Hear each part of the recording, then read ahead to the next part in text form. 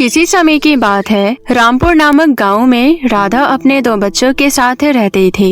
एक बेटा और एक बेटी। बेटे का नाम चार्ली था और बेटी का नाम इमली था। राधा का परिवार बहुत गरीब था क्योंकि राधा का पति मर चुका था।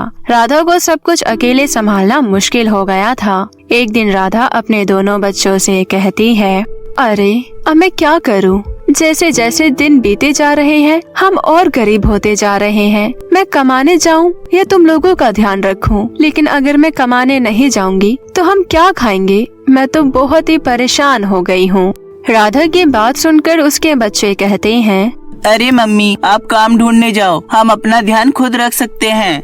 हाँ मम्मी, भैया ठीक कह रहे हैं, आप काम ढूंढने जाओ, हम अपना ध्यान खुद रख लेंगे। अरे नहीं, तुम अभी छोटे हो, मैं तुम्हें अकेले छोड़कर नहीं जाऊंगी। अगर मेरे काम पर जाने के बाद तुम बीमार पड़ गई या तुम्हें चोट लग गई तो मैं क्या करूंगी? मुझे कुछ ऐसा करना होगा जिससे मैं तुम लोगों के करीब भी रहूं और मुझे काम भी मिल जाए। लेकिन मैं ऐसा क्या करूं? मुझे तो कुछ समझ ही नहीं आ रहा। काफी देर तक सोचने के बाद भी राधा को कुछ समझ नहीं आ रहा होता। तभी राधा की नजर बगल वाले एक आलीशान घर पर पड़ती है, जहाँ बुलबुल अपनी काम वाली बाई को कह रही होती है, अरे नहीं, तुम जाओ, कल से काम करने मत आना। आती हो और बस पैसे लेकर चली जाती हो। अरे पैसे लेने के लिए काम भी करना होता है। मैं तुम्हें याद दिला दूं कि तुम एक नौकरानी हो, ना कि महारानी। महारानी यहाँ की मैं हूँ। अब मैं तुम्हें काम से निकाल रही हूँ, जाओ यहाँ से। अरे तुम क्या निकालोगी मुझे? मैं खुद यहाँ से जा रही हूँ। मुझे भी तुम्हारे पास काम करने में कोई इंटरेस्ट नहीं है। बढ़िया ही महारानी बनने। अरे मेरी वजह से तो तुम्हारा घर साफ रहता था। अब मैं जा रही हूँ ना, तब तुम्हें पता चलेगा घर का काम कैसे करते हैं।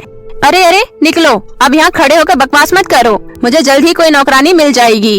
ये सब देखकर राधा के दिमाग में एक आइडिया आता है। राधा तुरंत बुलबुल के पास जाती है। बुलबुल जी, क्या आप मुझे घर में नौकरानी का काम दे देंगी? बस आप मुझे काम के बदले में खाना दे देना। अरे वाह, अभी एक नौकरानी को निकाला और दूसरी इतनी जल्दी मिल गई। वाह रे बुलबुल, तेरे नसीब तो बहुत अच्छे हैं।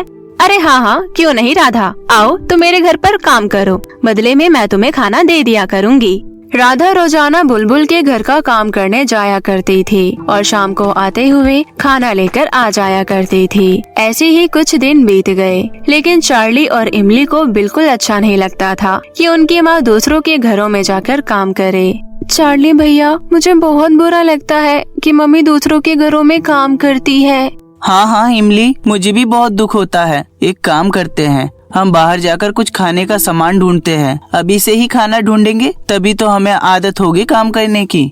चार्ली और इमली बाहर जाकर खाना ढूंढने लगते हैं। काफी देर तक ढूंढने के बाद भी उन्हें एक भी अनाज का दाना नहीं मिलता। खाना ढूंढते ढूंढते इमली को एक कागज का टुकड़ा मिलता है। इमली वो कागज का टुकड़ा चार्ली को दिखाती है। बहुत देर तक कागज को गौर से देखने के बाद चार्ली कहता है, मुझे तो ऐसा लग रहा है कि ये किसी जगह का नक्शा है। अरे मैं तो सब समझ गया हूँ, ये तो एक बहुत बड़े अनाज के गोदाम का नक्शा है। अगर हम किसी तरह इस जगह पर पहुँच जाएंगे तो हमें बहुत सारे गेहूँ और चावल मिलेंगे। अरे वाह भैया, ये तो बहुत अच्छा नक्शा है। चलो हम इस जगह पर चलते हैं। नक्शे के हिसाब से दोनों जा ही रहे होते हैं कि रास्ते में एक बहुत बड़ी नदी आ जाती है। राधा के दोनों बच्चे बहुत छोटे छोटे होते हैं और नदी बहुत बड़ी होती है, जिसकी वजह से राधा के दोनों बच्चे सोच में पड़ जाते हैं। चार्ली भैया, नदी तो बहुत बड़ी है और हम इतने छोटे छोटे हैं, हम नदी कैसे पार करेंगे? अभी तक तो हम रास्ते में आराम करते करते आए हैं, लेकिन नदी पार करते हुए हम आराम कैसे कर पाएंगे? तभी अचानक वहाँ पर एक जलपरी आ जाती है। जलपरी को देखकर दोनों बच्चे डर जाते हैं, क्योंकि उन्होंने कभी भी इस तरह के प्राणी को नहीं देखा होता है। अरे भैया, हम क्या करें? ये कौन है? ये तो हमारी तरफ ही आ रही है, ये हमें खा जाएगी। अरे हाँ, अब हम क्या करें? तभी जलपरी कहती है, तुम दोनों डरो मत, मैं एक जलपरी हूँ, मैं तुम्हारी मदद करने आई हूँ। मुझे पता है तुम नक्शे के हिसाब से अनाज ढूंढने जा रहे हो और तुम दोनों से ये नदी पार नहीं हो पा रही। तुम दोनों मुझ पर बैठ जाओ, मैं तुम्हें नदी पार करवा दूंगी।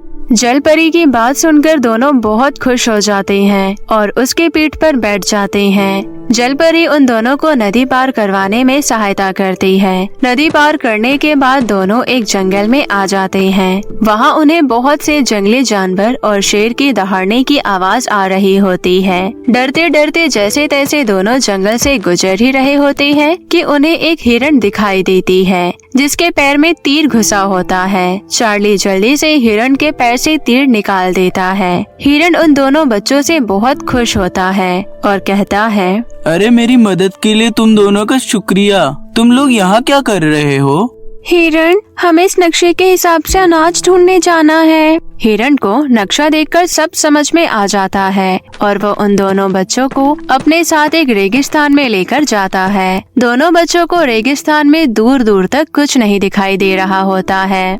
भैया, अब हम क्या करें? मुझे तो कुछ समझ ही नहीं आ रहा कि अब हम यहाँ से किस दिशा की ओर जाएं। यहाँ तो चारों तरफ मिट्टी ही मिट्टी है। फिर वहाँ एक ऊंट आता है। अरे ऊंट जी, आप यहाँ क्या कर रहे हैं?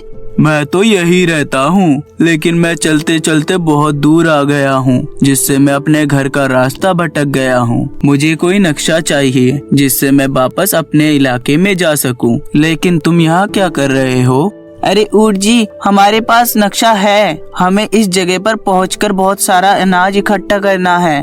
अरे वाह, तुम्हारे पास नक्शा है। तुम लोग मेरे ऊपर बैठ जाओ, मैं तुम्हें इस जगह पर छोड़ दूंगा और इस नक्शे की मदद से मैं भी इस रेगिस्तान से बाहर निकल जाऊंगा।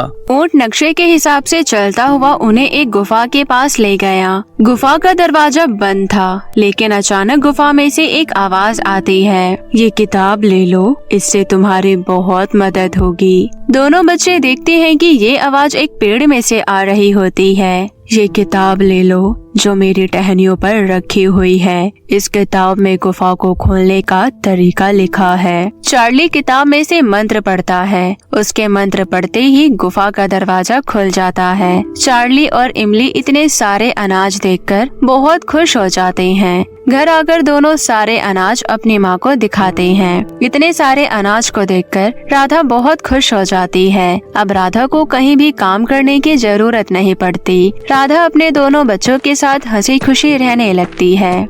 तो मेरे प्यारे दोस्तों, कैसी लगी आपको हमारी ये कहानी? हमें कमेंट करके जरूर बताएं और इसे अपने दोस्तों के साथ भी शेयर करें। और हाँ दोस्तों, अगर आपने अब तक हमारे चैनल किट्टू टीवी को सब्सक्राइब नहीं किया है तो जल्दी से नीचे लाल बटन दबाकर अभी कर लें। तो मिलते हैं आपसे फिर किसी नई कहानी के साथ। तब तक के लिए आप अपना ध्यान रखें। धन्यवाद।